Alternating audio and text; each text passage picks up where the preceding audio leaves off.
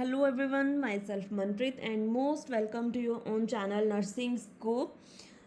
हम कर रहे हैं रेस्पिरेटरी सिस्टम के MCQs की डिस्कशन एंड ऑलरेडी मैंने इस पे पार्ट 1 एंड पार्ट 2 बना दिया है. This is a part 3 respiratory system. Let's start with the MCQs. अगर आपने अभी तक चैनल को सब्सक्राइब नहीं करा है then do subscribe the channel so that you can receive all upcoming notifications. And अगर आपको कंटेंट अच्छा लग रहा है, आप MCQ से डेली कुछ सीख रहे हो, देन प्लीज़ वीडियोस को लाइक करा करो एंड अपनी फीडबैक कमेंट सेक्शन में ज़रूर प्रोवाइड करा करो. Here is a first question. while nurse perform the nasopharyngeal suction, suctioning कर रही है nurse and oxygen saturation कितना हो गया 86. अभी priority nursing action क्या होना चाहिए? Options क्या है? Stop the suctioning until oxygen saturation returns to the normal. Suctioning तो हमें डिसकंटिन्यू करनी पड़ेगी बिकॉज जो पेशेंट का ऑक्सीजन सेचुरेशन है वो लो जा रहा है, but this is not a complete statement. Next देखते हैं. Stop the suctioning, remove the suction catheter and administer the oxygen. This is the complete intervention if the patient oxygen saturation level fall. Firstly आपको क्या करना है, suctioning को immediately stop करना है. उसके बाद आपने क्या करना है, सक्शन कैथेटर को रिमूव करना है सो डैट जो एयर पैसेज है वो क्लियर हो पाए. एंड उसके बाद क्या करना है, पेशेंट को आपने इमीडिएटली ऑक्सीजन स्टार्ट करनी है. ऑप्शन बी बिल्कुल ठीक ऑप्शन है. रिमेनिंग ऑप्शंस को देख लेते हैं. Leave the catheter in a place. Catheter को आपको रिमूव करना है सो डैट कि एयर पैसेज क्लियर हो जाए. This statement is wrong. And wait the several seconds before resuming the suction. नहीं, ऐसा नहीं करना है, आपको बंद करके सक्शनिंग ऑक्सीजन स्टार्ट करनी है. ऑप्शन डी क्या है, continue the suctioning until saturation decreases to 80%. 90 से नीचे सैचुरेशन नहीं जानी चाहिए, that will be harmful for the patient अगर 90 से नीचे गई तो.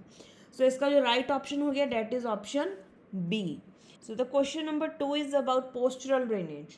while performing this procedure, postural drainage, which of the following factors promote the movement of secretions from lower to upper respiratory tract? And options क्या हैं? Friction between cilia, force of gravity, sweeping motion of cilia, and option D क्या है? Involuntary muscle contractions. इस question का जो right answer है that is option B, force of gravity. The principle behind using postural drainage is the gravity.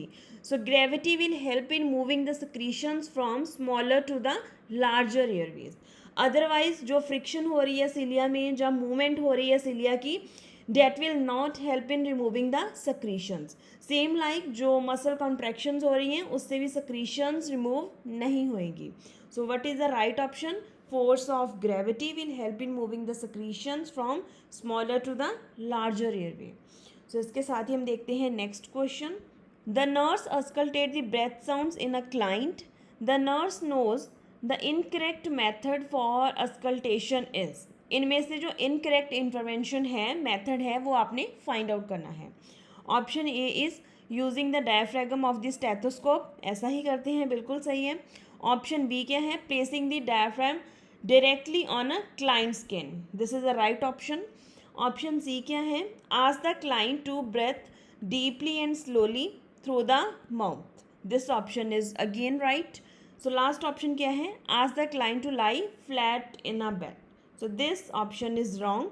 जब भी हम auscultation करते हैं उसमें जो बेस्ट पोजीशन होती है that is the sitting position. आपने भी देखा होगा कि OPDs में एंड वार्ड्स में जब भी हम अस्कल्टेशन करते हैं तो हम प्रेफर करते हैं sitting position. And sitting position देने के बाद हम इंस्ट्रक्ट करते हैं पेशेंट को to breathe slowly and deeply through the mouth. इससे होगा क्या, this allows the chest expansion and better assessment of the lung fields. इसमें से जो इनकरेक्ट इंटरवेंशन है, इनकरेक्ट मेथड है for auscultation that is option D, sitting position होनी चाहिए.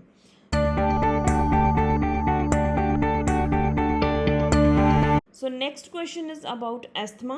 A nurse should teach the client with asthma that which of the following is one of the most common precipitating factor of acute asthmatic attack. Most common risk factor और precipitating factor आपको find out करना है in the given options.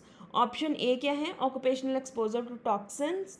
Option B है viral respiratory infections, option C है exposure to cigarette smoking, and option D क्या है exercising in a cold temperature. So देखो जो भी इन्होंने यहाँ पे ऑप्शंस दिए हैं वो सारे के सारे प्रेसिपिटेटिंग फैक्टर है, but you have to find out the most common factor. So जो मोस्ट कॉमन प्रेसिपिटेटिंग फैक्टर है for the asthma that is a viral respiratory infections. तो इसीलिए जो एस्थमा के पेशेंट होते हैं हम उनको एडवाइस करते हैं कि उन लोगों को अवॉइड करें जिनको फ्लू है जहाँ कोल्ड होता है, और इनको ये भी एडवाइस करना चाहिए कि ईयरली अपनी फ्लू वैक्सीनेशंस ले लो। सो जो अदर ऑप्शंस हैं like environmental exposure to toxins, cigarette smoking and cold temperature, these all are also precipitating factor but to the lesser extent than a viral respiratory infections. So right option हो गया option B. So the question number 5 again about asthma. A nurse monitor a client who receive a treatment for asthma attack. So the nurse knows that the client respiratory status has worsened if which of the following occur. So option A है clear breath sounds. So option A तो indicate कर रहा है improvement को, ये तो deterioration का sign बिल्कुल नहीं है clear breath sounds. Option B क्या है diminished breath sound, so this is a right option. Diminished breath sound is a indicator of worsening in case of the asthmatic attack. Although जो wheezing होता है, wheezing को हम associate करते हैं asthma के साथ, बट वीजिंग जो है this is not a reliable indicator of worsening of the respiratory status, ठीक है। It can also be present in case of the allergic reactions. So wheezing is not a right option here, option B is more appropriate, diminished breath sounds. And bronchi भी इसका आंसर नहीं हो सकता है because bronchi is the indication of fluid in the lungs. So यहाँ पे जो राइट ऑप्शन होगा that will be the option B diminished breath sounds. So next question is a nurse care for a client diagnosed with the bronchial obstruction, so which assessment finding should nurse expect to find. So देखो जैसा कि हमने कल वाली video में पढ़ा था कि जो ब्रोंकाइटिस होती है, ब्रोंकाइटिस है क्या, it is the inflammation of the bronchi. एक तो इन्फ्लामेशन होगी प्लस उसमें क्या होता है कि म्यूकस प्रोडक्शन इंक्रीज हो जाती है, ठीक है, कफ के साथ साथ म्यूकस होती है। सो ड्यू टू डैट क्या होता है ब्रोंकियल ऑब्स्ट्रक्शन हो सकता है।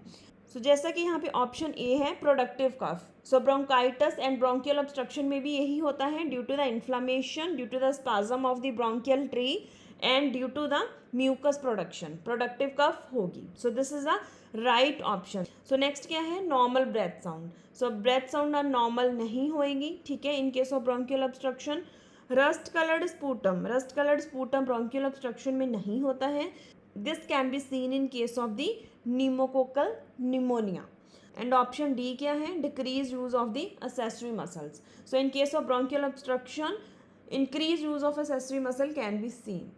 सो यहाँ पे जो राइट ऑप्शन हो गया that is a productive cough, ठीक है। सो इसके साथ ही देखते हैं next question. So next question is about ARDS. A nurse interpret which of the following as an early sign of acute respiratory distress syndrome ARDS. Options क्या हैं elevated carbon dioxide level, hypoxia not responsive to oxygen therapy, option C is metabolic acidosis, and option D is severe unexplained electrolyte imbalance.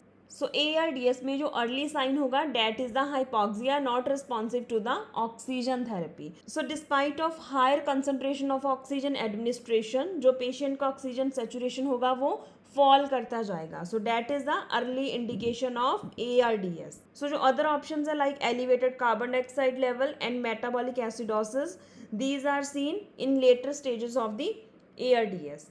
And जो severe unexplained electrolyte imbalance है इसका कोई correlation नहीं है ARDS के साथ। सो इसका जो राइट ऑप्शन हो गया जो अर्ली साइन है that is hypoxia not responsive to the oxygen therapy. So here is the last question of today's video and the question is about tuberculosis. So which of the following symptom is common in client with active tuberculosis? So the options are weight loss, increased appetite, dyspnea on exertion and mental status changes. So देखो इसमें से जो right option है वो कौन सा हो सकता है, इंक्रीज एपिटाइट तो नहीं होएगा, एपिटाइट डिक्रीज होता है in case of TB, and weight loss is a main symptom of the tuberculosis, weight loss and anorexia. And इसके साथ साथ जो अदर सिम्टम्स हो सकते हैं that is fatigue, then low grade fever, lethargy and night sweats. Dyspnea on exertion and mental status changes are the not typical feature of the tuberculosis. So here the right option is option A, weight loss. Okay, so that's all about the today's questions. So questions आपको कैसे लग रहे हैं, ये series आपको कैसी लग रही है, कमेंट डाउन करके अपनी फीडबैक जरूर प्रोवाइड करना.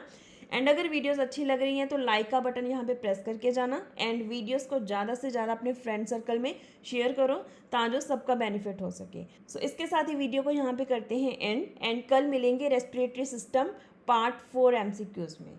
So thank you so much for watching.